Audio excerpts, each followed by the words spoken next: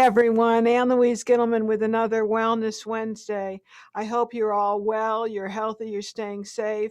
You're looking forward to the spring and summer as I am, because we're expecting a lot of guests here in Coeur d'Alene, which is the most prized place for people to move to in the United States, from what I hear from the Wall Street Journal. So come and visit this summer and let me know that you're going to come and visit, and you can be a guest at my home.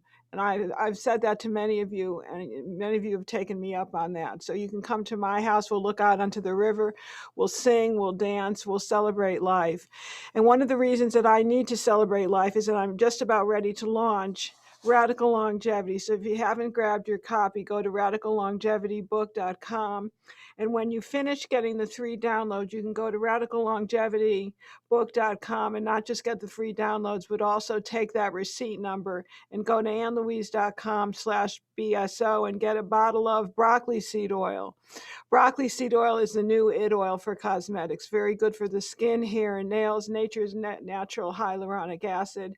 It's natural retinol, and it will also protect you against the sun. This is the new ingredient that's in all of the famous cosmetics these days. I think Estee Lauder has gotten the word, as well as Lancome. So we're going to give a bottle of this away for you at annlouise.com/BSO. And when you're finished with BSO, broccoli seed oil, we have another free gift, which is the silver cloth. Go to annlouise.com/silver and get a lovely cleansing cloth made from none other than silver, which is antimicrobial, antifungal, antiparasitic. Use this instead of your sanitizing fluids, which are loaded with all kinds of chemicals. I use this daily on my phone and on my glasses. So that's my message for you with Radical Longevity. We want to put it on the bestseller list. We want to spread the healing message. We want you to make the best out of the rest of your life, because aging is a privilege. It's a privilege that's denied to far too many people. So I want you to be healthy. I want you to be happy. I don't want you to have a lot of vitality, grace, guts, gusto, and beauty as you age, because age should be worn as a badge of honor. Okay, my friends, I want to go over some questions that have come in. So here's one of them that I think will interest most of you. This comes in from a very dear person who is in the Dakotas, and she writes, "Good afternoon, Ann Louise.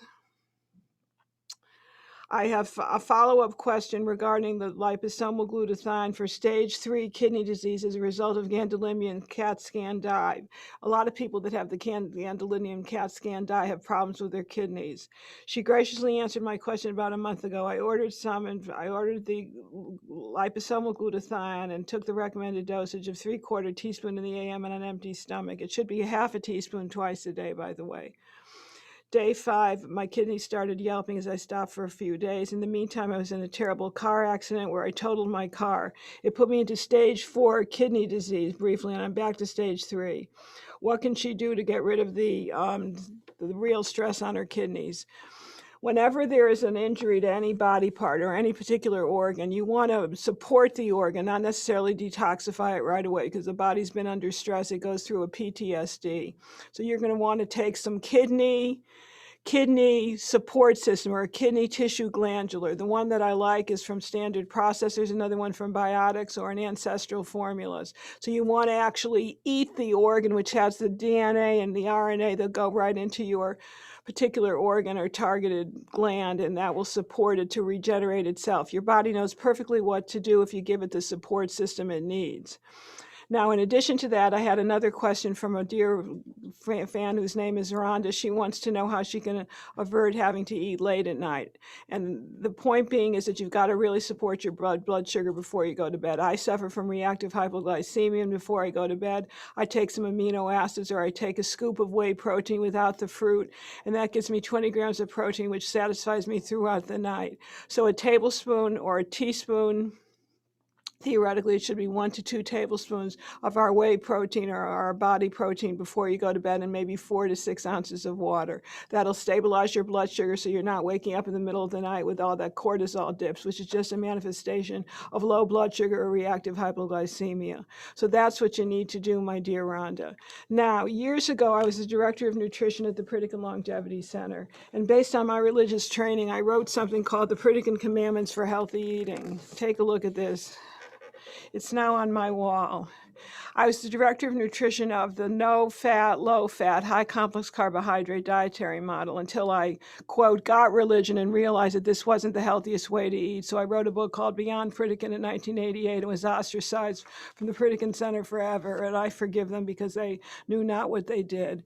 So the point being is that I was very, very involved with spreading the message of no low-fat, high-complex carbohydrates, and I wrote a series of commandments that I was so wrong about way back then. So I'm going to tell you what the old rule was and what the new rule is right now.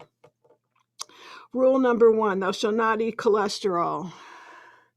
Rule number 1, thou shalt not eat cholesterol. Avoid eggs, animal foods like animal organs, brains, liver, kidney, animal skins, and egg yolks. That was the old rule. The new rule is thou shalt eat cholesterol because it's not the cholesterol in the food that affects the cholesterol in the bloodstream. It's more often sugar and problems with high triglycerides. So you should be eating eggs daily. There's no connection between the cholesterol in the eggs and the cholesterol in your bloodstream. You should be eating animal products at least once or twice a week if there's no issue with iron. And you could be eating animal organs such as liver if it's an organic and processed properly.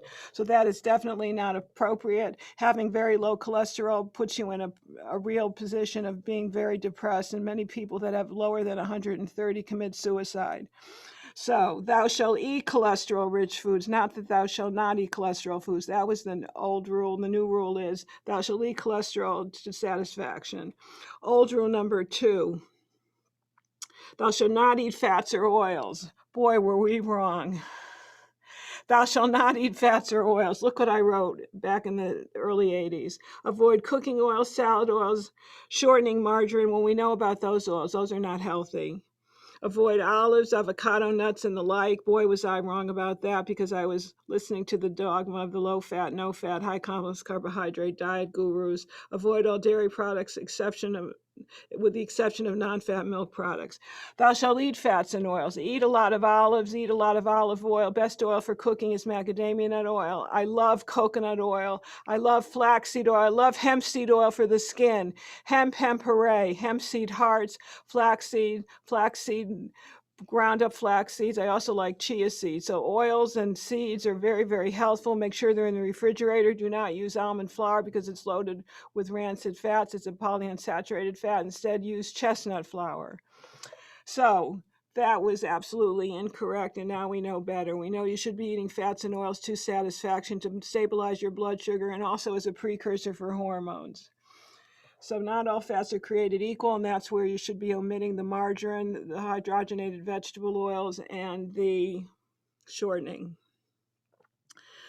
Was I wrong about this one? Thou shalt not eat salt. I mean, I wrote this in the 1980s. Thou shalt not eat salt. Salt affects blood pressure. Salt affects the way that you function on a daily basis. And actually, we need a little bit of salt for the adrenal glands. A quarter to 1/2 teaspoon a day of Himalaya or Celtic salt is very much important to enable your adrenals to be able to cope with all the stress that's involved with living in 21st century America. So that was wrong. So not only was I wrong about cholesterol and oils and fats, but I was also wrong about salt. I wrote a book called Get the Salt Out, and now I want to revise it and say get the salt in. So, science changes, and when science changes, we have to change. You change with the research, and I'm not ashamed to say that I was wrong, and I apologize. Number 4, thou shalt not eat sugar. Well, that's true. That's true. Sugar is the nemesis of all of us. It's the demon of the dietary darlings. And we know that excess sugar affects your blood pressure. Excess sugar affects your obesity levels. Excess sugar affects the stress on your heart, your liver, your kidneys, and your brain. And sometimes we think that Alzheimer's is type 3 diabetes. So not to eat sugar, but you could be eating sugar substitutes like monk fruit, stevia, a little bit of dates, a little bit of honey, on occasion a little bit of maple syrup. Let's see if I was right about this. I was wrong again. Thou shalt not drink coffee or tea. We now know that coffee is very high in polyphenols, especially if it's an organic blend like Purity coffee, and especially if it's a tea like Peak Tea, which filters all the toxins in a triple filtered system so that you're not taking excess fluoride. If you're not drinking Peak Tea, you're taking in excess fluoride, which could be affecting your thyroid gland and affecting and tamping down your metabolism. Last but not least, thou shalt not drink alcohol. Well, the healthiest people in the world, and this is something that I learned from my research in radical longevity, actually do drink alcohol. They drink wine with meals, hopefully organic, non-glyphosate wines. They also drink a little vodka, and they do that because the wine seems to block the absorption of iron, and high iron levels are one of the ways in which we grow older. The people that are the longest lived in the populations of the world that we know as the blue zones actually have lower iron than other populations. So we know that iron is a key factor in aging.